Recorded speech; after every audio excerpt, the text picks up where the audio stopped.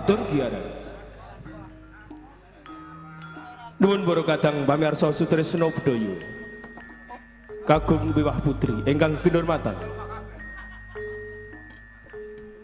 ngaturi sugeng siang saha sugeng pepanggihan kalian keluarga ageng sandiwara ketoprak Wahyu Manggala ingkang dipun pimpin panjenenganipun Bapak Mogol kanthi alamat Desa Tanjung Sari, Kecamatan Jakenan, Kabupaten Pati, Bumi Minatani.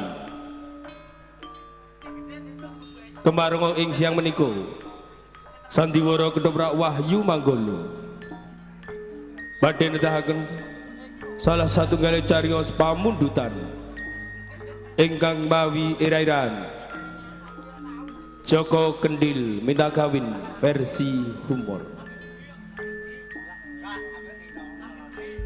Dalang sarta pendapuk katindakan Rakawas Anom Suharyanto, asisten sutradara ingkang dipun tindakaken Adimas Eko Pranoto, wondene pangeprak ingkang dipun tindakaken Bapak Suhardi.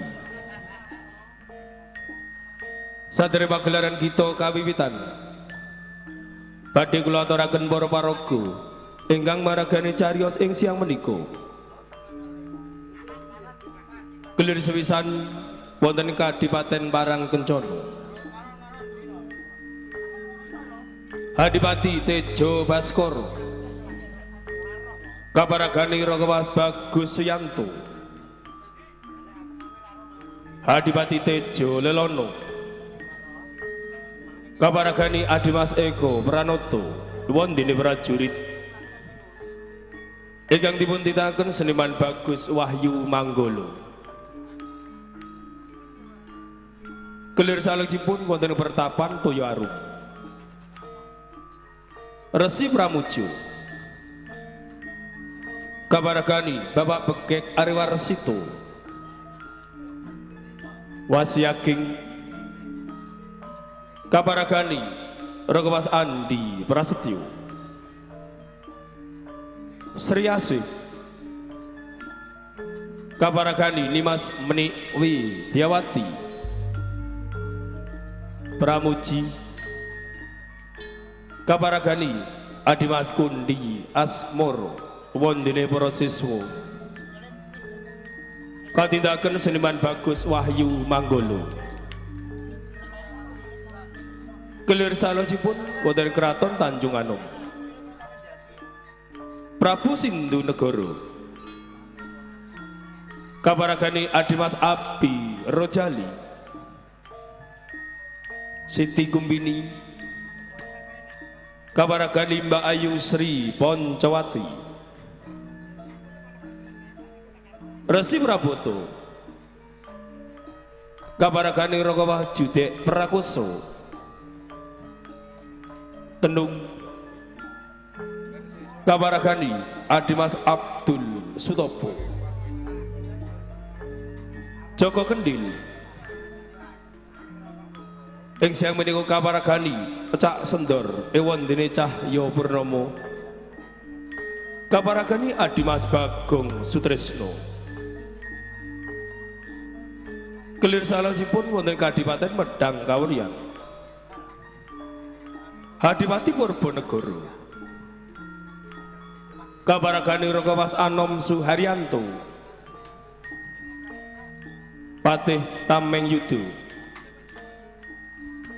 kaparagani Bapak Ambeh Wahono, Widyawati kaparagani Nimas Diah Maharani, Widosari kaparagani Nimas Tata Wulandari, Widoningsih kaparagani Nimas Ayu Atun Sagita wondene Widoningrum kaparagani Nimas Gembul Mutiara.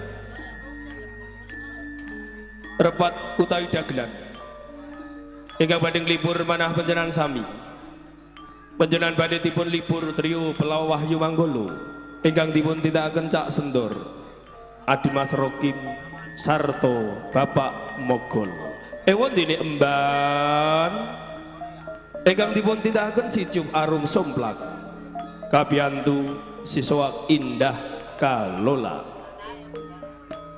megah mekaten para kadang pamirsa sutresna bedaya para paraga ingkang maragane cariyos ing siang menika kita sagudrah saking keluarga ageng paguyuban Ketoprak Wahyu Manggolo namung ngaturaken sugeng lenggah sugeng hamirsani ngantos titi paripurnanipun pagelaran wusana sugeng hamirsani nuwun nuwun nuwun.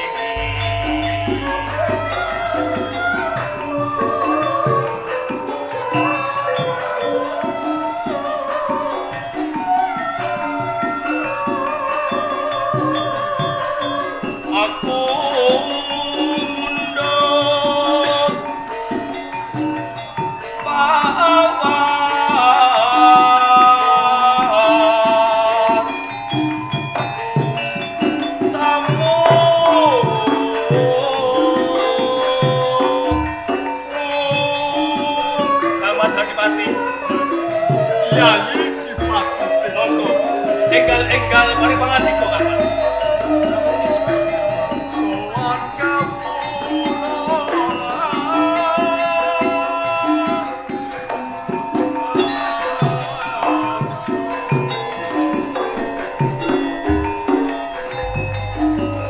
Matur suwun ewon dene Kamas Hajipati sampun kersa tinangke wonten ing Kadipaten Parangkuco. Kabeh prajurit prajurit sing laju ae marang sebu ana ing ngarsaku. Jeneng sira tak kebarangke. Matur jumbuh lawan pakaryanmu suang-suang nggone.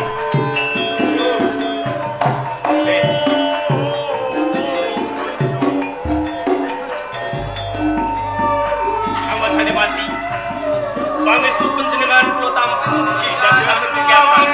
Salah bener-bener kula mesti wonten ing Kadipaten wonten katalung ben sembah kula ugi katut konjong kesane Kangmas Adipati Tejo. Aku ning ora liwat coba nemu. Selak tinggal Pun yes tak kendang. Sahene pepahan dari geranganipun para sentananipun projo. Kula keparengaken anggenipun Kangmas Adipati lenggah langkung matur nuwun Yai. kabeh prajurit lan sentana ing praja ing Kadipaten Parangkencana. Sembah bektimu tak tom. Ora liwat puja hastutiku. Enggal-enggal tampanono. Sangat agen kula mundi dadosaken jimat kula. Kejaba kuwi aku pengen miterang babakan pakaryanmu soang-soang. Tak wiwiti saka sekagalih kepiye?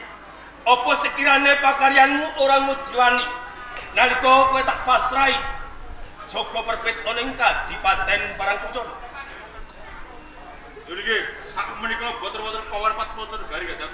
Badhe mlebet wonten Kadipaten Parangkencana. Matur nuwun suhud.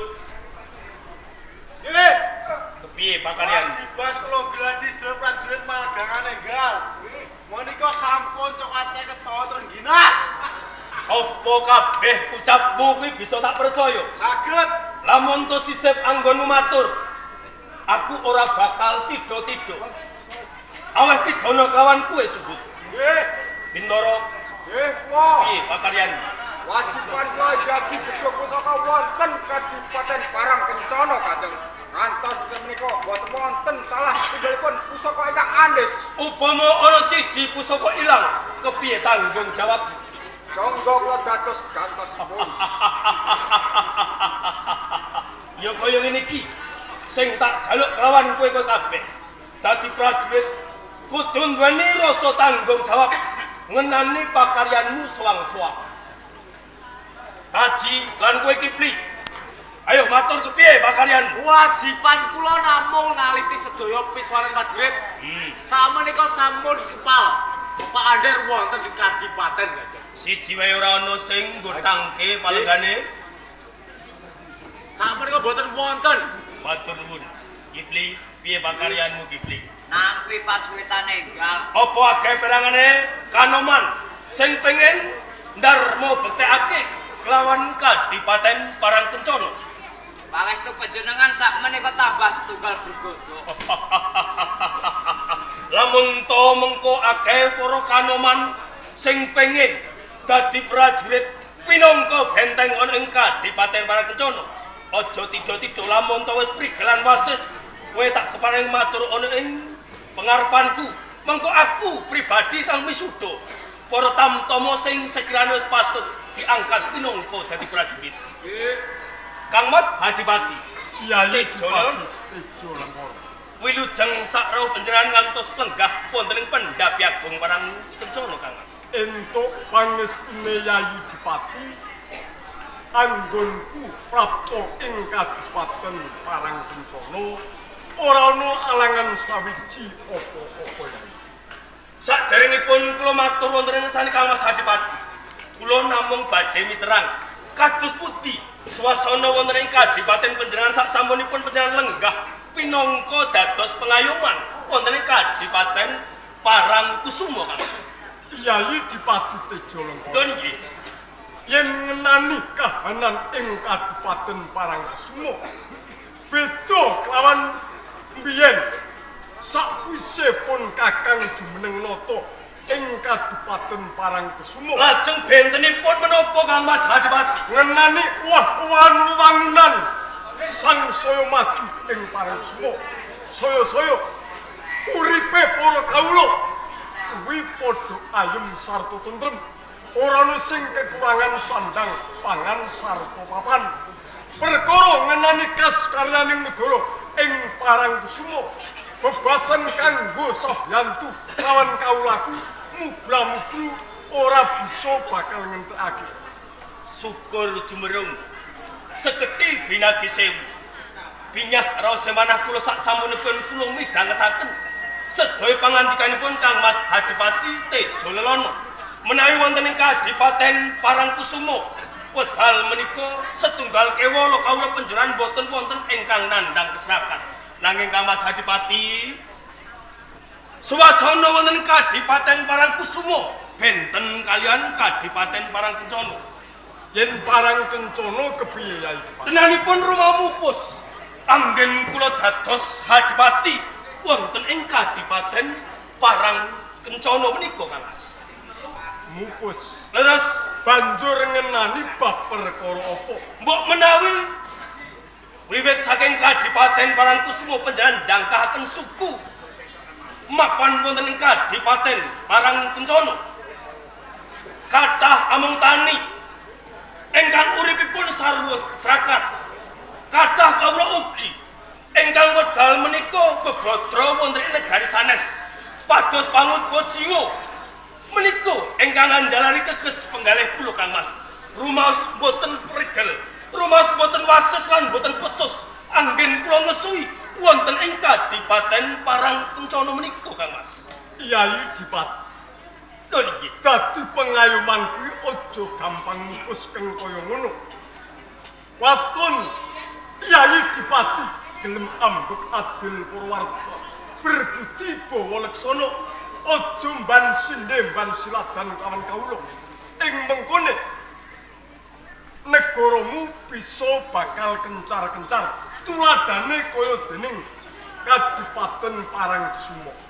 menika ingkang kula antu-antu ngantos panjenengan kula rawuhaken wonten Kadipaten Parangkencana tuhune badhe kula ajak rembakan ngenani mubah-mubah kahanan lan swasana wonten ing Kadipaten Parangkencana rumah cemeplong ewan dene Kang Mas Hadipati sampun kersa paring pemot dhateng kula ingkang kula suwun menawi kula dereng ati pinangka dados pengayoman wonten Kadipaten Parangkencana.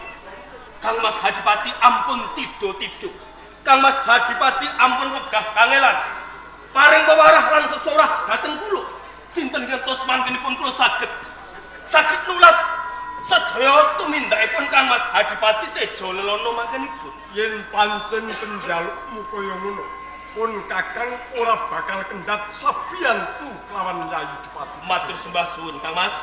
Tenanipun ngantos panjenengan kula rawuhaken menika sambet kalian kapribaden kula Kang Mas Hadipati. Ngenani sambung kelawan kapribaden Leres banjur ngenani perkara apa Yai Adipati? monggo panjenengan wawas panjenengan gagas kanthi pemati nalika kula kaslenggahaken pinangka Hadipati wonten ing Kadipaten Parangkencana napa sekintenipun anggen kula ngemudi babagan pemerintahan menika tasih wonten cacatipun Kang Mas. Ya. Pancen ing Kadipaten Parangkencana kuwi isih ana cacate ora bedaning pun Kakang. Lajeng menawi Kang Mas Hadipati menika ndumuk kula anggadhahi cacat. Monggo kula suwun kanthi sanget Kang Mas Hadipati enggal-enggal ngendika teng pundi cacat kula? Sinten ngertos mangkene badhe kula uwah-uwahi Kang Mas. Cacate mung perkara kumplange kursi Kaprameswaren Yai Adipati. Kang Mas ngantos kula mboten migatosaken kapribaden kula. Sarene kula ngemudi wonten ing Kadipaten Parangkencana. Ing wujud kula badhe mulyakaken sedaya kawula kula sinaosa mapan wonten Karang Pradesan saya minggah wonten Pardin. Nanging kanyartan wedal menika kula dereng saged jumbuh pangandikanipun Kang Mas Hadipati. Menawi kula dereng jangkep ngesui wonten ing Kadipaten Parangkencana sedaya kala kabeto awet komplangipun dampar Kaprameswaren. Garwa Prameswar pinangka mbak-mbatan kula anggen kula ngesui wonten Kadipaten Parangkencana. Tohonipun sampun wonten Kang Mas. Dadi wis ana wanita pinangka dadi jatuh kramamu kula. Leres nanging ampun dipun ecelan ampun dipun semu. Emanipun wanodya ingkang kula tresnani menika boten putranipun Nalendra napa dene putranipun Kadang Hadipati lan Nerpati Kang Mas. Dadi wanita sing kok tresnani kuwi dudu putraning Nalendra, dudu putra Nerpati. Leres, Yen ngono Endang Sutaning Pandhita. leres Kang Mas. Wanita ingkang kula tresnani kula namung sak Endang Sutane Pandhita. Menawi kula senggakaken pinangka dados ibu-ibunipun kawula wonten ing Kadipaten Parangkencana. Napa sedaya kula mboten ngasuraken derajat kula Kang Mas? Babar pisan ora. Mongko tresna kae metu sangka pentuling ati. Leres, Ora perkara bondo sarta donya pangkat lan derajat ning ati sing dadi paitane. Mula kanthi kuwi banjur pun Kakang kepengin ngerti sapa tenane wanita sing dadi jatuh kramamu. Kang Mas, menawi mangkenipun kula badhe kandha bloko. Wanodya ingkang kula tresnani sahrene panjenengan kadang sepuh kula pinangka gantosipun Kanjeng Rama rikala semanten. Kula suwun kanthi sanget panjenengan ampun tida-tida lan wedi kangelan kersa nglamar wanodya kala wau mligi kagem kula Kang Mas. Aja kuwatir, mengko pun Kakang sing bakal notok koringin nang jambe suwe. Nggih. Menawi ngaten kula badhe matur waloga. Wanita ingkang kula tresnani menika Sri Asih yoganipun Bobor Si Pramuja saking Toya Arum. Sri Asih Nggih. Nuwun sewu. Yai Dipati Tejo Lengkara. Kang Mas Hadipati Tejo Lelana. Aja pisan-pisan nyemu kelawan pun Kakang. Mangke rumiyin kenging menapa Kang Mas Hadipati ngendika kados mekaten. Babar pisan sak lebete manah kula mboten wonten tinanipun menawi kula menika nyemu dhateng panjenengan. Mergo pun Kakang entuk wangsiting jawata. Anggonku dadi pengayuman ing Kadipaten Parangkusumo. Kuwi bisa lono sak lawase. Ning yen aku garwa kelawan Sri Asih. Mula saka kuwi ngono kuwi tembungmu jeneng nyemu kelawan pun Kakang. Kang Mas, kula sampun matur waloga wonten ngersa panjenengan wanita ingkang kula tresnani ingkang dados pemanik manahku mboten sanes namung Sri Asih yoganipun Bapa Resi Pramuja. Sakjane panjenengan ngendika kados mekaten. Langkung rumiyin kula waloga wonten ngersa panjenengan mila saking menika Kang Mas. Sahrene panjenengan kadang sepah kula. Kula suwun kanthi sanget panjenengan cabaraken menawi badhe nggarwa Sri Asih. Napa panjenengan boten welasan eman dhateng kula mangkenipun Kang Mas Hadipati Tejo Yai Lelana. Dipati Tejo Lengkara. Yo. Pun Kakang bisa nampa. Pun Kakang bisa nerima. Umpama perkara wanita aku cengkah lawan Yai Dipati. Iki umpama kabeh kawula ngerti. Mestine wae padha nyepele pengayuman ora kena dadi tuladha. Yo, Lajeng prayoginipun kados pun Kakang nganake prajanjen. Aja nganti kowe lan aku padha cengkah bentak silah. Ayo bebarengan munggah ana Toya Arum nglamar kawan Sri Asih. Mengko yen lamare Yai Tejo Lengkara kang ditampa pun Kakang nrimo lega lan ngenggono pinangka dadi pengiring ning kosok baline. Yen nganti penglamaripun Kakang kang ditampa aja rubek pasaning atimu. Kowe kudu bisa nrimo pinangka dadi pengiring temanten. menawi Kang Mas Hadipati gadah rigen kados mekaten kula sarujuk. Kula ugi mboten ngepenginaken antawasipun kadang lan kadang pedhot namung babakan setunggal wanita. Bener.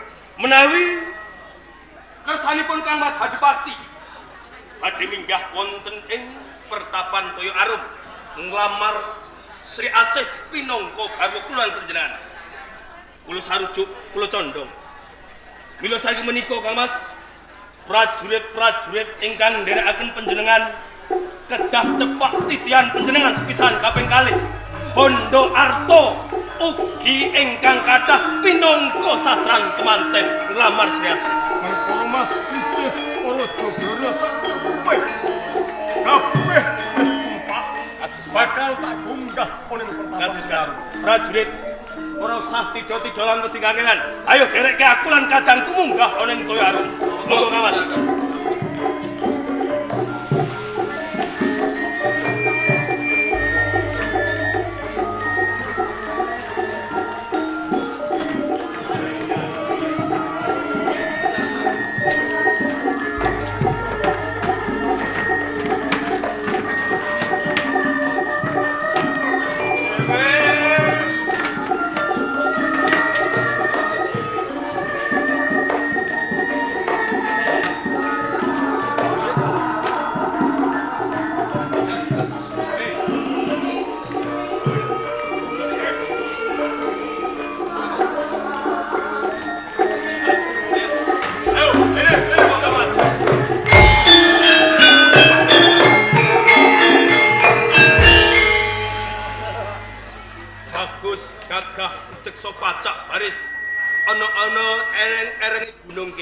Sopo sing dadi aran Gus? Matur suwun, kula diarani Bagus lan panjenengan. Kasunyatane kaya ngono. Nggih, dipun tepangaken nami kula Bagus Pramuji. Bagus Pramuji. Saking Toya Arum. Yen ngono iki wewengkon ning pertapan Toya Arum. Menika leres. Bombong sak lebete manah kula Kang Mas. Ewon dene wedal menika kula panjenengan sampun mapan wonten pertapan Toya Arum. Wis wewengkon. Monggo, monggo. Nuwun sewu. Kula nggih badhe nyandra dumateng panjenengan kekalih. Iya. Menawi nitik sandang pengageman panjenengan lan dedeg piadekipun panjenengan menika kados saudara kembar. Pancen iki yen tok ning TV pindhane kaya dene Upin dan Ipin. Kakang Adi. Lajeng ingkang asma sinten? Widal saking pundi kersanipun menapa? Tejo Baskara jeneng. Negaraku Kabupaten Parangkusumo. Pepangkatipun Bupati. Bupati ingkang pindah. Bejo lelono uga kalebu Hadipati ana ing Kadipaten Parangkusumo. Nggih nuwun sewu. Menawi kula mboten nggadahi duga praksila. Ora dadi kaya ngono. Lajeng kersanipun panjenengan Ngene yo Pramuji. Tekaku ana ing padepokan Toya Arum. Iki mung aku kepengin ketemu kelawan Bapak Resi Pramuja. lajeng sampun pinanggih Bapak Pramuja wonten wigatos menapa? Ana perlu ing bakal rembug kula kanthi aku enggal dilarapke ketemu kelawan Bapak Resi Pramuja. Lah niki kula sing sampun dipun utus Bapak Pramuja nek wonten tamu dipun nemoni kula riyen mawon, disampaike kalih kula mawon. Ngoten. Kondo karo kowe. Sasampunipun dipun aturaken kula, monggo kula aturi wangsul. Sik. Lho. Aku tenane iki pengen takon kelawan kowe. Beneran ora nih? Yen to ana ing pertapan Toya Arum iki ana kembang desa. Sing wangi gandane, pindhane kaya dene kembang mawar sing lagi mekar. Akeh perangane para kumbang kae pengen nyecep madune. Wanita mau ora liya kang sesilih Sri Asih. Menika leres. Saya leres menika. Menawi ngaten. Wonten. Leres Kang Mas. Monggo dipun bacetaken Kang. Ngene yo Pramuja. Nggih. Kepenginku ketemu kalian Bapak Resi Pramuja. Iki mung aku kepengin nembung nglamar kelawan Sriasi. Sinten sing ajeng nglamar? Lho aku Loh. Napa mangke mboten ndadosaken benak sirah kok yang setunggal gitu. kabeh wis nganake prajan. Oh ngaten. Yen mengko penglamarku sing ditampa kadangku lila lan Aku dadi penderek. Mongko dadi penderek. Ngaten nggih. Kula dados tengah-tengah. Reneng menika mendung peteng. Lah. Ampun dipun lajengaken minggah pertapan Toya Arum. Sanes wedal kemawon. Wong kepenginku saiki entuk aku yo mlebu ora entuk aldo marang. Kula dados